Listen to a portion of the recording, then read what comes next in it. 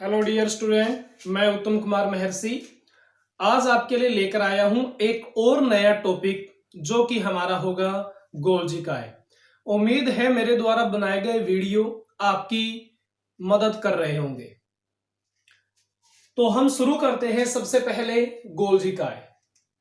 Golgi काय में यदि देखी जाए इसकी खोज, तो गोल्जी काय की खोज की थी कैमिलो गोल्जी नामक वैज्ञानिक ने।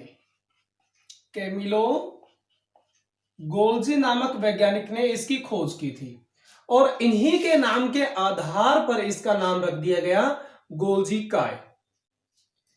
इन्होंने जो खोज की थी वो खोज की थी उल्लू की तंत्रिका कोशिका में।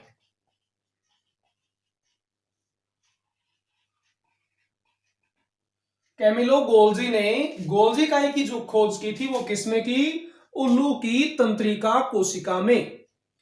यदि हम देखें इसकी संरचना, सबसे महत्वपूर्ण गोल्जी काय में क्या होने वाला है? इसकी संरचना और इसके कार्य, जो कि आपको कंपटीशन में विभिन्न प्रकार से ध्यान रखने हैं। तो संरचना की यदि बात की जाए तो संरचना की तुलना आप कर सकते हो SER से। चिकनी अंतःप्रद्रवी जालिका SER लगभग इस गोल्जी काय के जैसी होती है, इसलिए इन दोनों की हम तुलना कर सकते हैं इसकी संरचना में। और आपको एक बात और बता दें कि ये केंद्रक के पास ही पाई जाती है। ये मान लो है केंद्रक, केंद्रक के पास में ही ये गोल्जी काय मिलता है। गोल्जी काय की संरचना में कुछ इस प्रकार से नलिकाएं हमें दिखाई देंगी।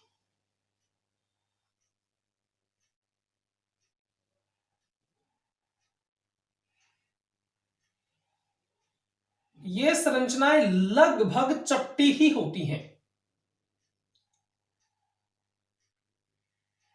चपटी होने के कारण ही या नलिकानुमा होने के कारण ही इन्हें कहा जाता है सिस्टर्नी। अब जो हम बना रहे हैं ये क्या, कैसी संरचना बन रही है? सिस्टर्नी बन रही है, जो लगभग चपटी होती है।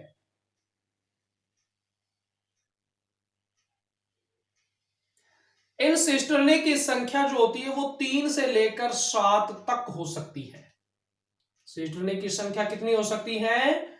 3 से लेकर 7 तक। सिस्टर्नी का जो हिस्सा, ये सिस्टर्नियां हैं सारी, जितनी बनाई है सारी की सारी सिस्टर्नी है। सिस्टर्नी के पास में ऐसी गोलाकार पुट्टिकाएं दिखाई देती हैं जिन्हें वेसिकल या पुट्टिकाएं आप कह सकते हो।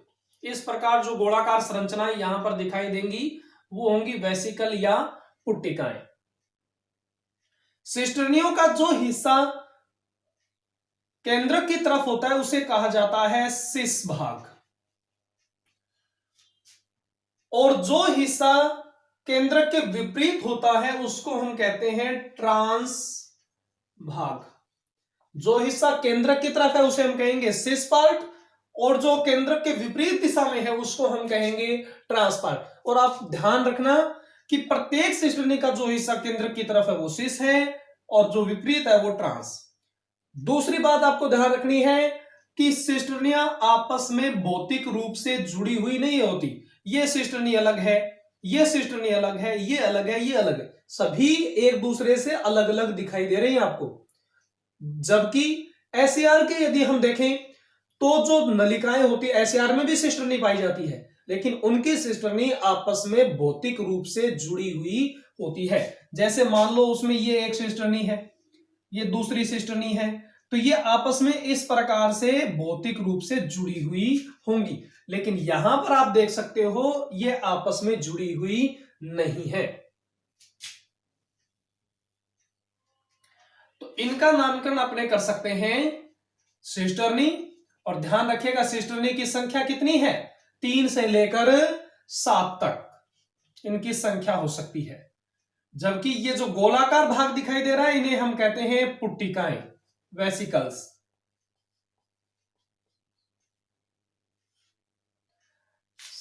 गोल्जी काय की संरचना में द्विरूपता पाई जाती है। द्विरूपता या आप कह सकते हो ध्रुवता। गोल्जी काय की संरचना में आपको क्या दिखाई दे रही है? ध्रुवता। ध्रुवता का मतलब है ये सारी स्ट्रक्चर एक जैसी नहीं है। इसका एक पार्ट कैसा है? सिस, जो कि केंद्र की तरफ है, और दूसरा पार्ट इसका ट्रांस है, जो कि केंद्रक से विपरीत है। अब यदि हम देखें इनके कार्यों को, और इससे पहले आपको एक बात और बता दूं कि गोल्जी काय की जगह कई बार आपने नाम देखा होगा गोल्जी अपरेटस, गोल्जी उपकरण। तो ये गोल्जी अपरेटस या गोल्जी उपकरण क्या है? सिस्टर्नी प्लस पुटिकाओं दोनों को सम्मिलित रूप से अपने क्या कहेंगे? गोल्जी अपरेटस, यानी गोल्जी काय प्लस पुटिकाएं, ये क्या कहलाएंगी? Golgi apparatus. ये सारा सिस्टम जो बनाया, ये सारा सिस्टम क्या है? गोल्जी अपरेटस है। जबकि केवल इन सिस्टर्नियों को आप कह सकते हो गोल्जी काय। अब यदि इसके कार्य हम देखें तो कार्य इसके परीक्षा की दृष्टि से ज्यादा इंपॉर्टेंट है। संरचना में पूछने वाली बातें केवल ये हो सकती हैं कि इसका सिस पार्ट कौन सा होता है, इसका ट्रांस पार्ट कौन सा होता है, वगैरह वगैरह। लेकिन जो महत्वपूर्ण क्वेश्चन है जो आपसे परीक्षा में पूछे जाएंगे वो इनके कार्यों से ही पूछे जाएंगे। पहली बात, इनकी खोज ध्यान रखना, कैमिलो गोल्जी ने उल्लू की तंत्रिका कोशिकाओं से खोज की थी। अब इनके कार्य यदि देखें तो इसका सबसे महत्वपूर्ण कार्य जो पिछले फर्स्ट ग्रेड के एग्जाम में भी आया था, उसमें पूछा गया था कि निम्न में से कौन सा कोशिकांग है जो प्रोटीन स्त्राव करता है। वहां पर राइबोसोम था नहीं।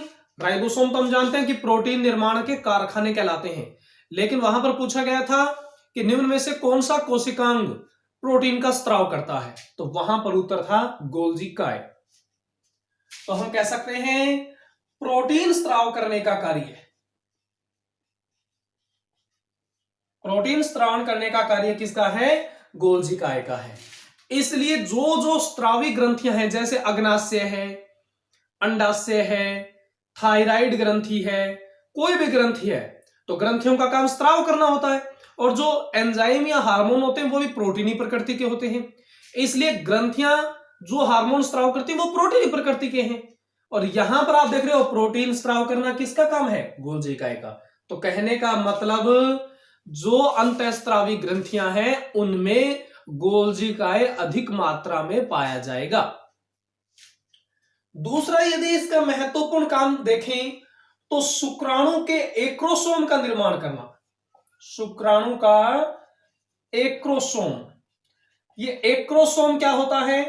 शुक्राणु के शीर्ष भाग पर पाए जाने वाली एक टोपीनुमा संरचना होती है जो कि अंडाणु भेदन में मदद करती है।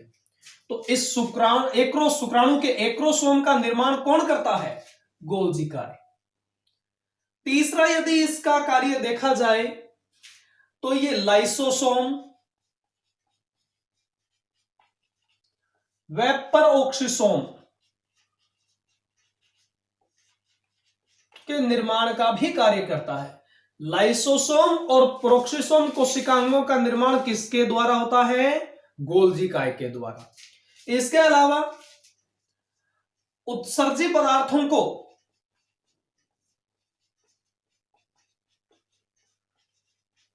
कोशिका से बाहर निकालने में भी, उत्सर्जी पदार्थों को कोशिका से बाहर निकालने का कार्य भी किसके द्वारा हो सकता है?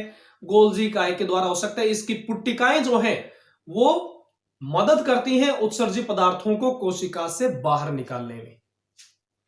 इसके अलावा यदि इसके और कार्य देखे जाएं